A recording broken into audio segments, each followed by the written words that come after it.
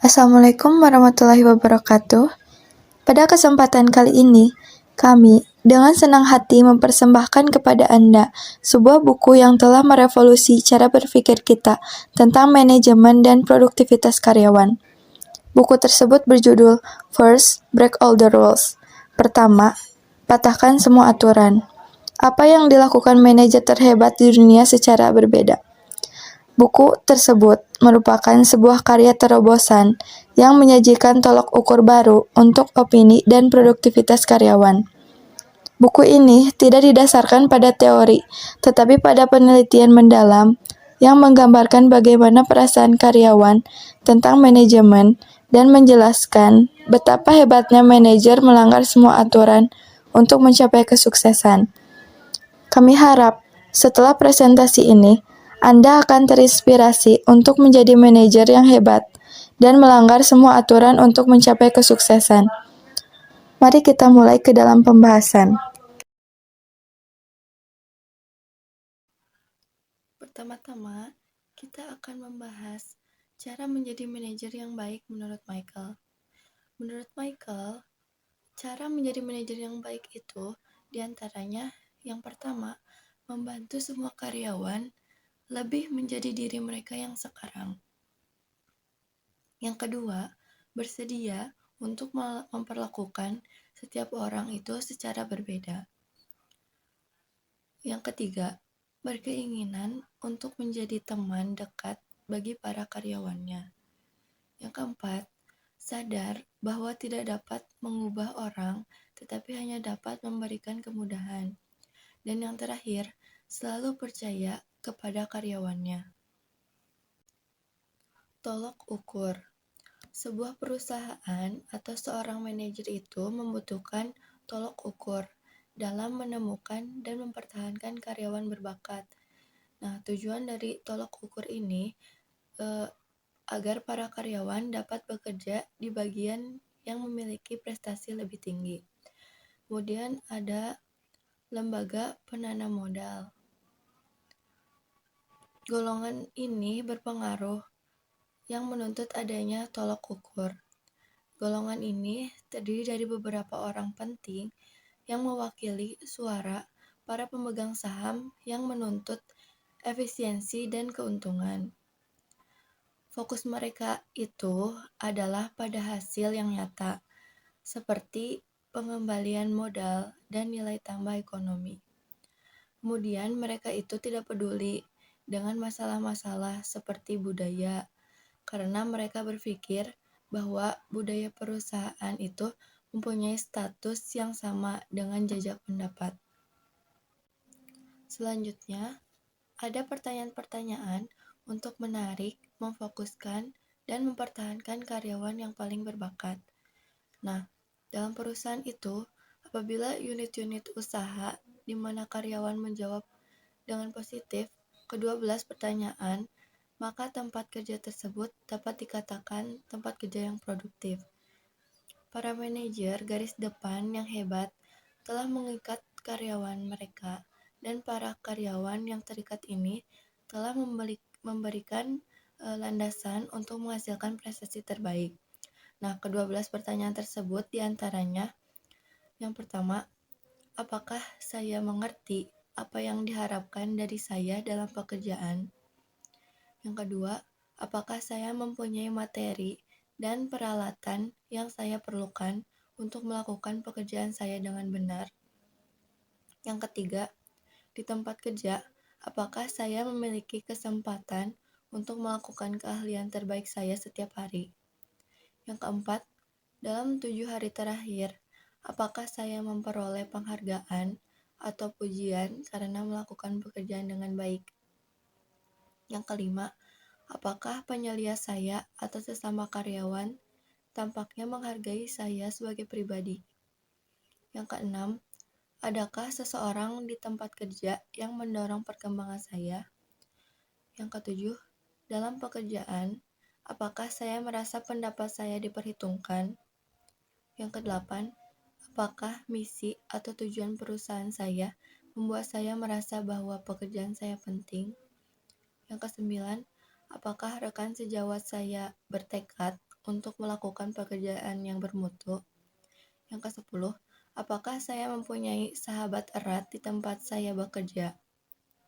Yang ke-11, dalam 6 bulan terakhir, apakah ada seseorang di tempat kerja telah berbicara kepada saya tentang kemajuan saya? Dan yang terakhir, pada tahun terakhir ini, apakah saya memiliki kesempatan untuk belajar dan berkembang dalam pekerjaan? Kemudian ada meta-analisis. Meta-analisis ini merupakan teknik statistik yang melintasi pengukuran-pengukuran prestasi berbeda yang digunakan oleh berbagai perusahaan yang berlainan, sehingga dapat langsung menemukan hubungan nyata antara pendapat karyawan dengan prestasi unit usaha. Nah, hasil dari meta-analisis ini, yang pertama, para karyawan merespon ke-12 pertanyaan tersebut dengan lebih positif dan bekerja dalam unit usaha yang memiliki tingkat produktivitas, keuntungan, retensi, dan kepuasan pelanggan yang lebih tinggi. Yang kedua, karyawan menilai pertanyaan-pertanyaan tersebut secara berbeda, tergantung di unit usaha mana mereka bekerja ketimbang di perusahaan mana. Hal terbaik yang dapat dilakukan setiap pemimpin untuk membawa segenap perusahaan menuju kesabaran itu yang pertama, membuat setiap manajer bertanggung jawab terhadap apa yang dikatakan karyawannya dalam menjawab ke-12 pertanyaan. Yang kedua, membantu setiap manajer agar mengetahui tindakan apa yang harus diambil agar layak menerima tanggapan sangat setuju dari karyawannya. Kemudian, dari ke-12 pertanyaan tersebut terdapat urutan. Urutan ini menunjukkan berada di tahap mana dan kebutuhan apa yang harus dipenuhi sebelum ke tahap berikutnya. Nah, urutan yang pertama itu ada base camp. Nah, apa yang saya dapatkan ketika memulai peran yang baru dan kebutuhan sangat mendasar? Nah, pertanyaannya itu pertanyaan pertama dan kedua. Kemudian, tahapan selanjutnya, camp 1, apa yang saya berikan? Nah, perspektif berubah dan mulai mengajukan pertanyaan yang berbeda. Tahap ini berfokus pada kontribusi individual serta persepsi orang lain terhadap kontribusi tersebut. Pertanyaannya itu pertanyaan ketiga, 4, 5, dan 6. Kemudian tahap selanjutnya, camp 2. Apakah saya semestinya berada di sini? Nah, karyawan tuh mulai mengajukan pertanyaan yang sulit, yaitu tentang diri sendiri dan orang lain, serta jawabannya memberi kekuatan kepada diri sendiri. Perspektif semakin luas dan memandang ke sekitar. Ingin mengetahui kecocokan dengan perusahaan. Pertanyaannya itu dari pertanyaan 7, 8, 9, dan 10. Kemudian tahap selanjutnya, camp 3. Bagaimana kita semua bisa berkembang? Nah, tahapan ini merupakan tahapan yang paling sulit.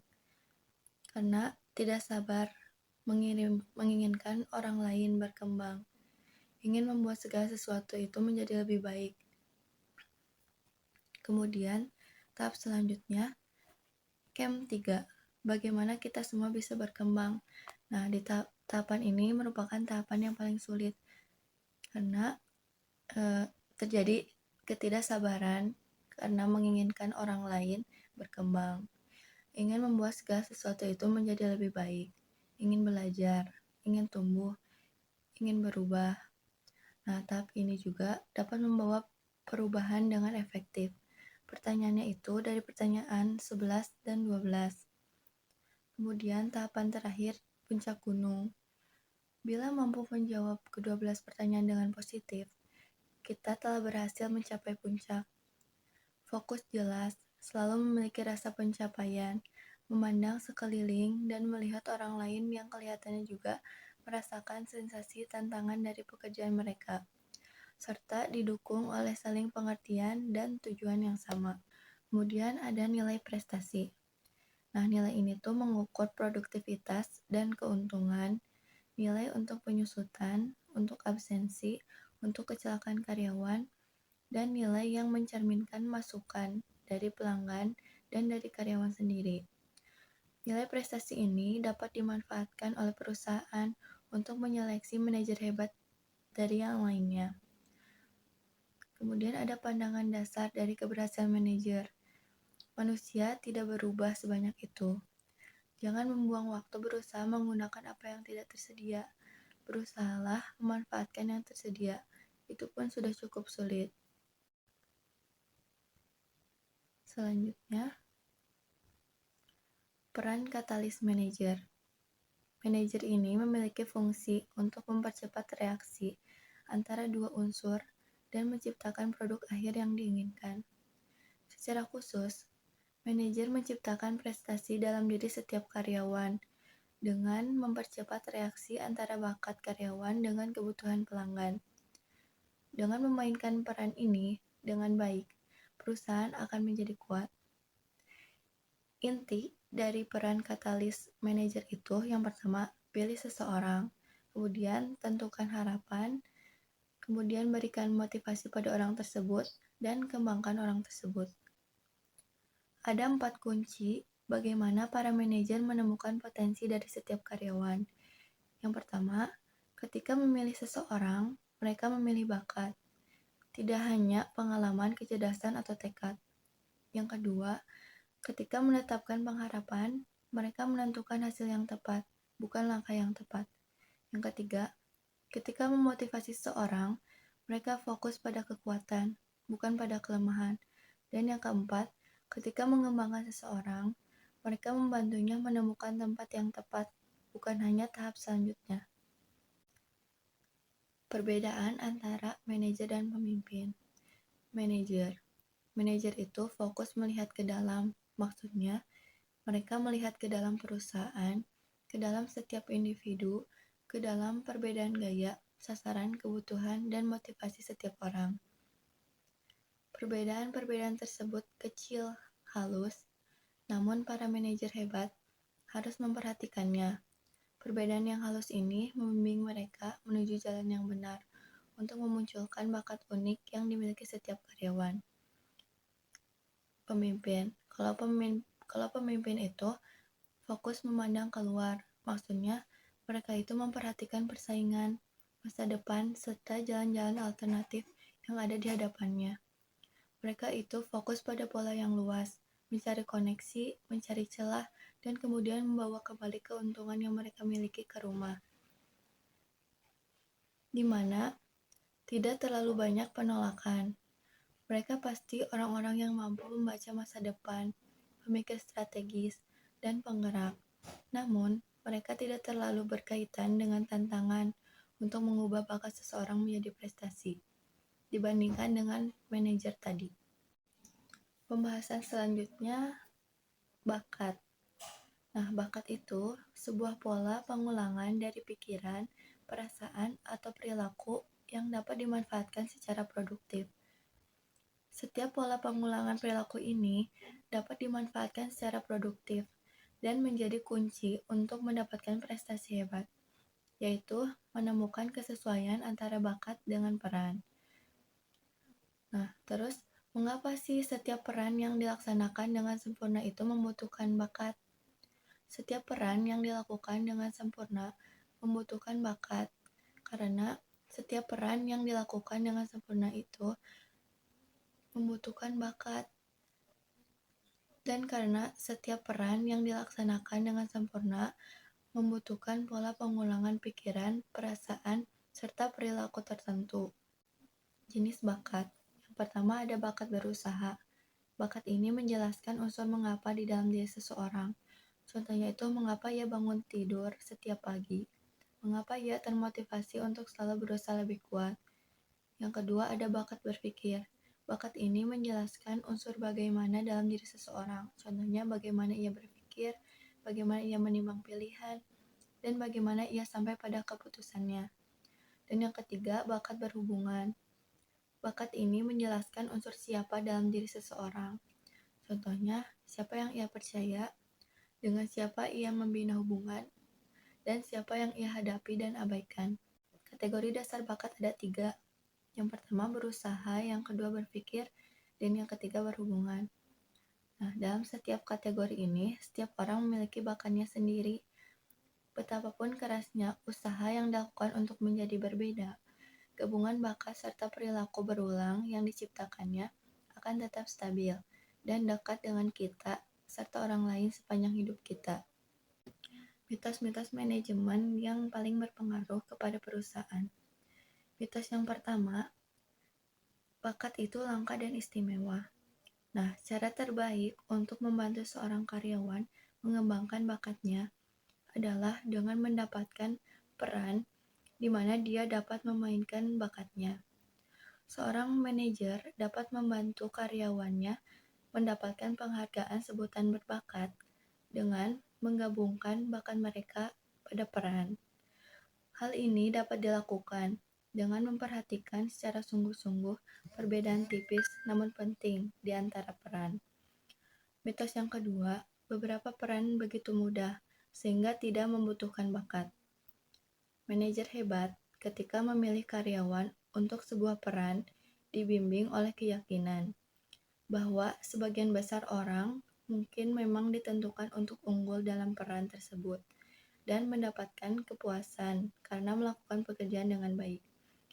Cara terbaik para manajer untuk mengakui kehebatan karyawan tidak selalu harus dengan mempromosikan mereka, tetapi dapat dengan cara seperti ungkapan penghargaan yang lebih spesifik, kompensasi yang lebih baik, kriteria pemilihan yang lebih ketat bagi karyawan yang memberi inspirasi. Dalam pencarian bakat, seorang manajer itu pasti menemukan yang namanya hambatan. Nah, berikut ini cara mengatasi hambatan dalam pencarian bakat. Yang pertama, mengetahui bakat apa yang Anda cari. Nah, mengetahui dengan pasti bakat mana yang diinginkan. Untuk mengenali bakat tersebut, lihatlah nama jabatan dan uraian tugas. Pikirkanlah tentang budaya perusahaan. Pikirkanlah bagaimana harapan akan disusun dan seberapa dekat orang tersebut akan diawasi. Pikirkanlah tentang orang lain dalam tim tersebut. Pikirkanlah tentang keseluruhan lingkungan kerja di mana orang ini harus cocok dan berusahalah untuk mengenali satu bakat penting dari setiap kategori bakat, yaitu bakat berusaha, berpikir, atau bakat berhubungan. Kemudian yang kedua, pelajarilah yang terbaik. Apabila telah dipastikan bahwa manajer sudah memulai dengan ketiga bakat yang benar, pelajarilah karyawan terbaik dalam perannya. Pelajarilah soal mengapa, bagaimana, dan siapa karyawan terbaik, lalu pilihlah bakat yang serupa. Mengatur dengan remote control. Mengatur di sini merujuk kepada hal untuk menjalin hubungan baik dan menerapkan cara paling efektif yang berfokus kepada satu tujuan. Menjalin hubungan yang baik itu mempermudah segala urusan karena adanya kesadaran akan hal penting yang harus dilakukan dan menghindari ketidakefektifan dalam melakukan suatu hal. Menerapkan cara paling efektif yang berfokus kepada satu tujuan ini bertujuan agar semua yang bersangkutan bisa menggunakan kemampuannya semaksimal mungkin dengan cara yang bervariasi dan tanpa memaksakan hal yang di luar batasannya, dan memiliki kesetaraan yang sama.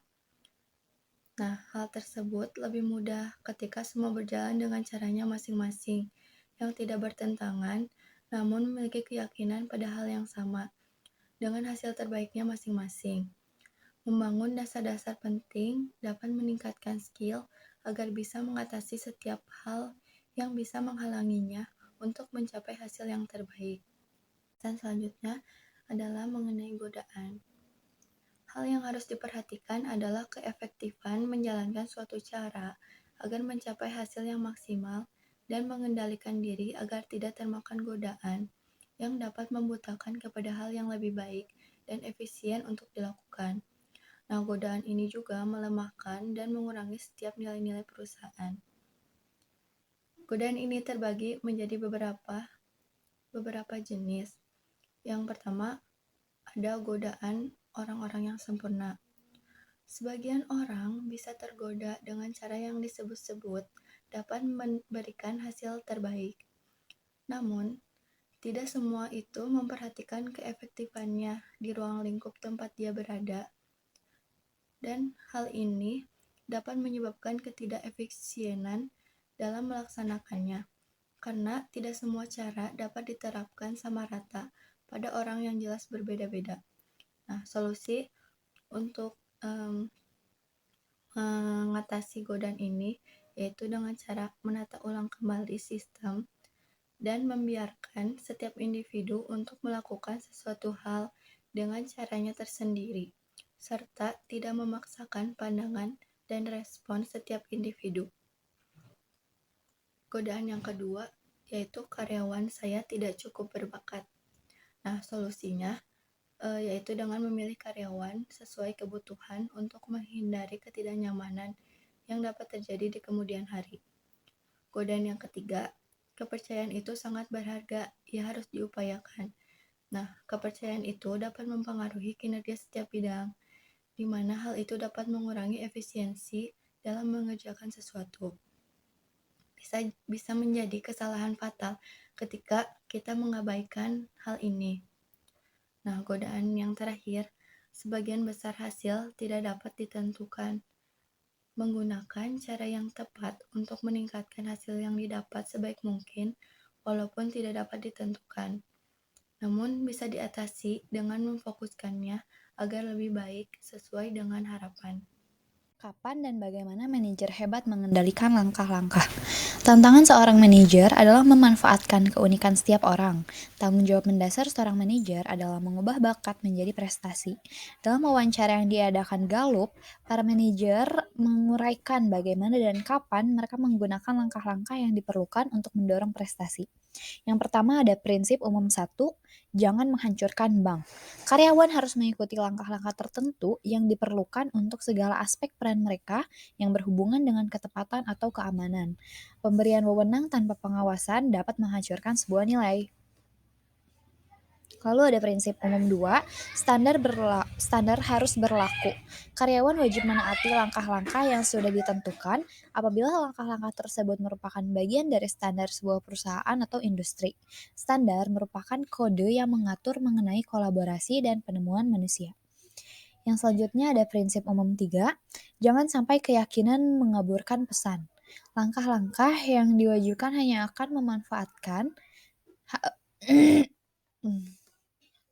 Lalu ada prinsip umum 3, jangan sampai keyakinan mengaburkan pesan. Langkah-langkah yang diwajibkan hanya akan bermanfaat bila tidak mengaburkan hasil yang diinginkan. Lalu ada prinsip umum 4, tidak ada langkah-langkah yang mengarah pada kepuasan pelanggan. Langkah-langkah yang diharuskan hanya menghindari ketidakpuasan. Mereka tidak dapat mendorong kepuasan pelanggan. Yang pertama ada tingkat 1, pelanggan mengharapkan ketepatan. Tingkat 2 itu pelanggan mengharapkan ketersediaan. Tingkat 3 mengharapkan kemitraan. Selanjutnya tingkat 4 ini mengharapkan nasihat. Anda dibayar untuk apa? Bagaimana Anda tahu bahwa hasilnya tepat? Yang pertama ini, apa yang tepat untuk pelanggan? Pelanggan ini merupakan penentu nilai yang utama. Yang kedua ini, apa yang tepat bagi perusahaan? Pastikan bahwa hasil yang digariskan kepada karyawan sejalan dengan strategi perusahaan.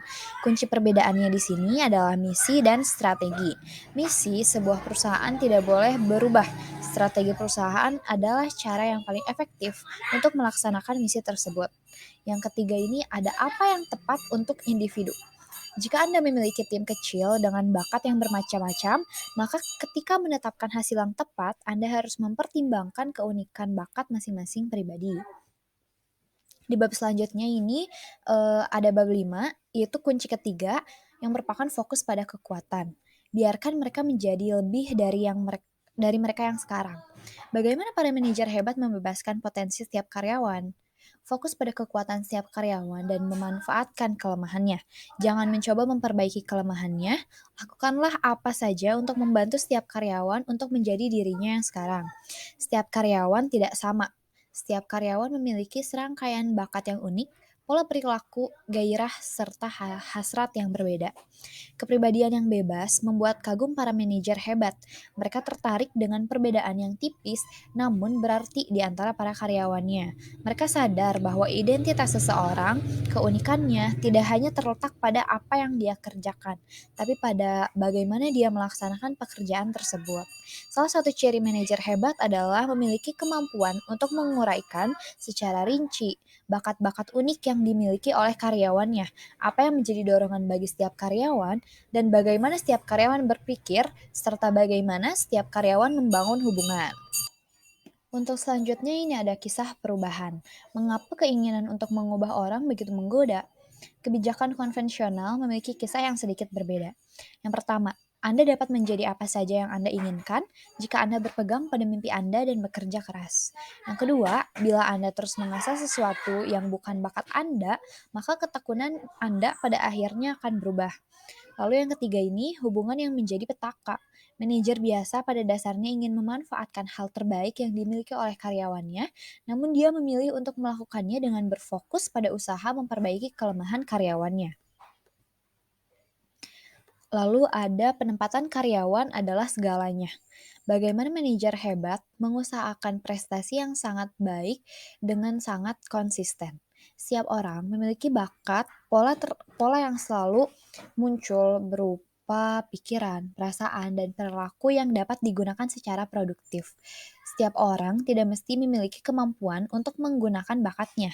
Bila Anda ingin mengubah bakat menjadi prestasi, Anda harus menempatkan setiap karyawan sehingga Anda membayar mereka untuk melakukan apa yang dapat mereka lakukan sesuai bakatnya.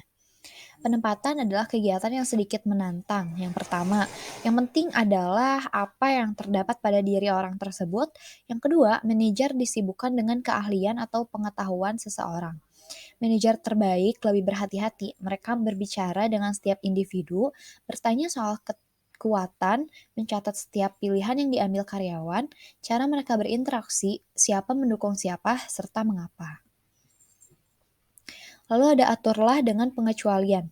Mengapa manajer hebat melanggar aturan emas? Setiap orang itu istimewa, memiliki makna. Setiap orang seharusnya diperlakukan sebagai suatu pengecualian. Setiap karyawan mempunyai saingannya sendiri, caranya sendiri untuk menafsirkan dunia di sekitarnya, dan karena itu setiap karyawan akan menuntut hal yang berbeda dari manajernya. Aturan emas ini adalah perlakuan orang sebagaimana Anda ingin diperlakukan. Manajer terbaik akan mengatakan jangan memperlakukan orang sebagaimana Anda ingin diperlakukan. Manajer terbaik akan bertanya kepada karyawannya mengenai tujuan mereka dan mengetahui perasaan mereka mengenai pujian. Dengan informasi-informasi tersebut, manajer dapat mengatur tanpa pengecualian. Lalu ada luangkan sebagian besar waktu dengan orang-orang terbaik Anda. Mengapa manajer hebat mempunyai karyawan favorit? Peran manajer adalah peran katalis, yaitu mengubah bakat menjadi prestasi. Mereka berusaha memunculkan serangkaian pengharapan unik, lalu mereka berusaha menonjolkan dan menyempurnakan keunikan gaya setiap karyawan, serta mereka menyusun bagaimana mereka dapat mencampuri setiap karyawannya. Waktu yang diluangkan bersama karyawan terbaik adalah waktu yang paling produktif.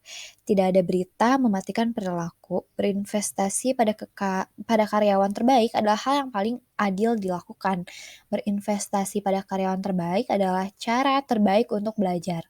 Berinvestasi pada karyawan terbaik adalah satu-satunya cara untuk meraih keunggulan serta menerobos batas. Bagaimana memanfaatkan kelemahan? Bagaimana para manajer hebat mengubah kelemahan yang membahayakan menjadi non-bakat yang tidak berarti? Alasan atas buruknya prestasi seorang karyawan adalah alasan-alasan mekanis, serta alasan pribadinya. Seperti apakah karyawan yang mengalami prestasi buruk dapat dilatih, atau apakah karyawan tersebut tidak berprestasi karena manajernya sendiri menarik picu yang salah? Tiga jalan yang dapat dimanfaatkan untuk membantu karyawan supaya berhasil adalah menemukan sistem pendukung, mencari mitra untuk saling melengkapi, dan menemukan peran alternatif. Di bab selanjutnya ini ada bab 6, yaitu kunci keempat, menemukan tempat yang tepat. pendakian yang buta dan melelahkan. Apa yang salah dengan jalur karir yang lama? Membantu setiap karyawan menemukan tempat yang cocok, membantu setiap karyawan yang mendapatkan peran yang lebih dari kemampuannya, membantu setiap karyawan mendapatkan peran dengan kombinasi kekuatannya sesuai dengan tuntutan peran tersebut. Tanggung jawab manajer adalah untuk membawa karyawan pada peran-peran di mana karyawan tersebut mempunyai kesempatan besar untuk berhasil. Jangan bertahan terlalu lama pada peran Anda yang sekarang. Tidak baik untuk riwayat hidup Anda. Teruslah menekan, mendorong, meraih untuk mengambil langkah selanjutnya. Itu merupakan cara satu-satunya untuk maju. Itu juga merupakan satu-satunya cara untuk mendapatkan penghargaan. Seharusnya tidak perlu seperti ini. Sistem ini mempunyai kekurangan karena dibentuk berdasarkan 3 dugaan yang keliru. Yang pertama, bahwa setiap anak tangga menggambarkan versi yang sedikit lebih rumit dari sebelumnya. Lalu, jalur karir konvensional ditakdirkan untuk menimbulkan konflik. Lalu, kekurangan dari sistem tersebut adalah anggapan yang mengatakan bahwa pengalaman yang beragam membuat karyawan lebih menarik. Satu anak tangga tidak niscaya mengarah ke anak tangga lain. Mengapa kita terus mempromosikan orang sampai ke tingkat ketidakmampuan mereka? Keunggulan pada setiap peran membutuhkan bakat yang berbeda. Bakat yang diperlukan untuk mengatur, diperlukan juga bakat untuk memimpin. Bakat-bakat yang harus diperhatikan agar dapat unggul pada peran tersebut, yaitu bakat berusaha, berpikir, dan berhubungan. Dalam mempromosikan seseorang, yang dilakukan adalah mengamati karyawan dan peran yang dimaksud. Anda akan menggunakan waktu Anda untuk memikirkan kesesuaian antara tuntutan peran dan bakat karyawan tersebut. Ciptakan pahlawan dalam setiap peran. Bagaimana mengatasi kurangnya penghargaan? Karyawan ingin mendapatkan promosi. Setiap sinyal yang dikirimkan oleh perusahaan mengatakan pada karyawan bahwa semakin tinggi semakin baik. Namun, daya tarik ini merupakan gangguan yang membahayakan. Berikut ini merupakan beberapa teknik yang sudah digunakan oleh manajer untuk membangun perusahaan di mana banyak jalan menuju penghargaan dan gengsi. Yang pertama ini tingkat pencapaian, yang kedua penggunaan jalur lebar, yang ketiga pemberontakan yang kreatif. 3 cerita dan sebuah karir baru. Kekuatan apakah yang mendorong terbentuknya karir baru? Kami akan memberi Anda pengalaman yang dapat Anda tawarkan, yang akan membuat Anda menarik bagi perusahaan lain jika kami terpaksa harus memangkas biaya tenaga kerja. Itu merupakan sebuah anggapan. Anggapan tersebut itu merupakan semangat untuk memperoleh karir seharusnya berasalah dari keinginan karyawan tersebut untuk meningkatkan diri, untuk mengisi dirinya dengan pengalaman-pengalaman yang menarik. Sebaliknya, seorang karyawan juga bekerja terlalu lama pada sebuah peran tertentu. Dalam hubungannya dengan kesempatan kerja seumur hidup, karyawan yang mempunyai riwayat hidup paling mengesankan lah yang kemungkinan akan dipilih oleh perusahaan lain. Namun, menurut manajer hebat, ini bukanlah hal yang bagus. Mendapatkan pengalaman beragam memang penting, tapi bukan merupakan karir yang sehat. Pengalaman adalah pelengkap, bukan kekuatan yang menggerakkan. Penemuan diri adalah kekuatan yang menggerakkan dan membimbing ke arah karir yang lebih sehat. Selanjutnya ini merupakan hal-hal yang dapat dilakukan manajer untuk membantu karyawannya. Yang pertama ini manajer dan karir baru. Lalu ada manajer hebat meratakan lapangan, manajer hebat memegang cermin, manajer hebat juga mengenal karyawannya, manajer hebat menciptakan jaringan pengaman. Lalu yang selanjutnya ada seni menggunakan cinta yang keras. Bagaimana para manajer hebat memberhentikan seseorang dan tetap menjaga hubungan? Dalam wawancara Gallup, banyak manajer baik yang hebat maupun yang rata-rata mengaku bahwa secara fisik mereka merasa sakit setiap kali sebelum melakukan pembicaraan mengenai pemindahan peran setiap karyawan. Sebagai seorang manajer, Anda harus mengambil banyak keputusan. Yang pertama, apa tingkat prestasi yang tidak bisa diterima? Lalu, berapa lama seorang karyawan bisa berada pada tingkat tersebut? Selanjutnya itu ada apakah Anda sudah cukup membantunya dengan pelatihan, motivasi, sistem pendukung, atau rekan yang saling melengkapi? Apakah sebaiknya Anda langsung menyampaikan kabar tersebut atau sebaiknya memberikan masa percobaan? Ketika pembicaraan terakhir itu terjadi, kata-kata apa yang akan Anda gunakan? Sebagai manajer, menyelesaikan persoalan dengan melakukan pengawasan ketat terhadap karyawan mereka, namun manajer terbaik tidak menggunakan kedua jalan ini. Lalu yang bab selanjutnya ini bab 7 memutar kunci, yaitu sebuah petunjuk praktis. Yang pertama itu ada seni mewawancarai untuk mencari bakat. Manakah pertanyaan yang tepat untuk diajukan? Yang pertama, pastikan bahwa wawancara bakat berdiri sendiri. Tujuannya adalah untuk mengetahui apakah pola pikir, perasaan, dan perilaku calon karyawan itu sudah sesuai dengan pekerjaannya. Lalu ada ajukan pertanyaan-pertanyaan terbuka dan berusahalah untuk tetap diam. Wawancara bakat harus mencerminkan secara verbal apa yang akan dia hadapi dalam bekerjanya. Bagaimana dia menanggapi secara konsisten yang akan menjadi prestasinya. Lalu dengarkan hal yang spesifik. Perilaku di masa lalu adalah petunjuk yang baik untuk perilaku di masa depan. Hati-hati dengan pertanyaan, tolong ceritakan tentang masa ini. Pertama, Anda seharusnya mendengarkan contoh yang spesifik seperti waktu, orang, atau peristiwa. Yang kedua, beri pujian hanya pada tanggapan terbaik yang diberikan oleh orang tersebut. Perilaku di masa lalu bisa menjadi petunjuk untuk perilaku di masa depan hanya jika perilaku tersebut terjadi berulang kali. Adapun petunjuk bakat, itu belajar cepat dan kepuasan. Lalu ketahui apa yang harus didengarkan. Manajer hebat hanya mengajukan pertanyaan yang mereka tahu bagaimana karyawan terbaik akan menanggapinya. Lalu ada manajemen prestasi. Bagaimana para manajer hebat memutar 3 kunci terakhir setiap hari dengan setiap karyawan. Manajer teladan memberikan penjelasan beragam ide untuk memutar 3 kunci terakhir. Tapi tantangan sesungguhnya terletak pada mendisiplinkan diri untuk menerapkan ide-ide tersebut terhadap masing-masing karyawan mereka di samping tekanan-tekanan pekerjaan mereka. Mereka memenuhi tantangan ini dengan mengikuti suatu rutinitas, yaitu manajemen prestasi. Rutinitas ini terdiri dari berbagai rapat dan pembicaraan, memaksa mereka untuk tetap fokus pada kemajuan prestasi setiap karyawan.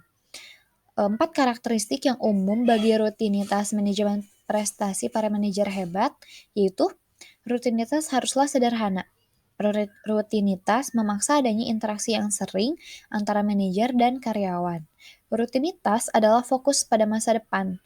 Rutinitas meminta karyawan agar tetap mengawasi prestasi dan pengetahuannya sendiri. Masih di manajemen prestasi, dengan melakukan rutinitas dasar tersebut dan memasukkan ke dalam gaya manajer sendiri, maka memungkinkan untuk menetapkan hasil yang tepat. Kedua, fokus pada kekuatan. Dan ketiga, membantu setiap karyawan menemukan tempat yang tepat. Rutinitas dasar ini ada seperti wawancara kekuatan, pertemuan perencanaan prestasi, pertanyaan mengenai pertemuan karir. Kunci-kunci milik Anda sendiri. Dapatkah seorang karyawan memutar kunci-kunci tersebut? Manajer adalah kapitalis. Mereka akan memacu reaksi antara bakat karyawan dengan kebutuhan pelanggan atau perusahaan. Mereka dapat membantu karyawan menemukan jalan yang memiliki sedikit penolakan untuk mencapai sarannya. Mereka dapat membantu karyawan merencanakan karirnya, tapi mereka tidak dapat melakukan semua itu tanpa usaha dari karyawannya itu sendiri. Manajer adalah agen dan inilah yang diharapkan agen. Yang pertama bercermin setiap kali Anda sempat. Yang kedua itu merenung. Yang ketiga temukan diri Anda. Yang keempat bangunlah konstituen Anda. Yang kelima awasi langkah. Yang keenam buatlah kelompok untuk melakukan hal yang benar.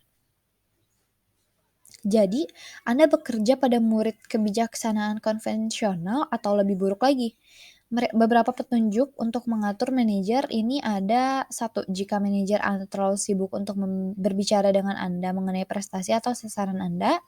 Yang kedua, jika manajer Anda memaksa Anda melakukan pekerjaan menurut caranya. Yang ketiga, jika manajer Anda memberi pujian dengan cara atau waktu yang tidak tepat. Yang keempat, jika manajer Anda terus mengajukan pertanyaan tentang bagaimana kabar dan perasaan Anda atau malah mengganggu. Yang terakhir, jika persoalan yang sudah kami bahas sama sekali berbeda. Yang selanjutnya ini ada kunci utama. Apa yang dapat dilakukan perusahaan untuk menciptakan iklim yang bersahabat bagi para manajer hebat? Yang pertama, tetaplah fokus pada hasil. Peran perusahaan adalah untuk menentukan tujuan yang diinginkan. Peran individu adalah untuk menemukan sasaran terbaik untuk mencapai tujuan tersebut. Yang kedua ada hargai prestasi kelas dunia di setiap peran. Setiap peran yang dilaksanakan dengan sangat baik itu akan dihargai. Lalu, pelajari hal terbaik pada diri Anda. Perusahaan yang kuat belajar dari Perusahaan yang kuat ini akan belajar dari karyawan terbaik mereka. Yang keempat ini, ajarkan bahasa para manajer hebat. Bahasa mempengaruhi pemikiran, pemikiran mempengaruhi perilaku. Perusahaan harus mengubah cara karyawan berbicara jika mereka ingin mengubah perilaku karyawan berbicara jika mereka ingin mengubah perilaku karyawan. Bila berhasil digunakan, kunci-kunci utama ini mengubah seluruh iklim perusahaan. Yang selanjutnya ada yang mengumpulkan kekuatan. Manajer hebat membuat segalanya tampak mudah. Cukup dengan memilih bakat, menentukan hasil yang tepat, fokus pada kekuatan. Setelah itu, setiap karyawan bertumbuh, mendorong karyawan tersebut untuk menemukan peran yang cocok. Lalu, karyawan selalu menuntut lebih dari pekerjaan mereka. Manajerlah yang dapat menciptakan lingkungan di mana setiap karyawan dapat mengetahui kekuatan mereka dan mengungkapkan kekuatan itu secara produktif. Kekuatan sifat manusia terletak pada keunikannya. Bila perusahaan ingin menggunakan kekuatan ini, mereka harus menemukan sesuatu mekanisme untuk membebaskan sifat setiap manusia, bukan untuk mengisinya. Demikian presentasi yang dapat kami sampaikan mengenai buku First, Break All the Rules. Semoga apa yang kami sampaikan dapat bermanfaat bagi seluruh penonton di sini. Jika ada kekurangan, mohon dimaafkan. Sekian, terima kasih. Assalamualaikum warahmatullahi wabarakatuh.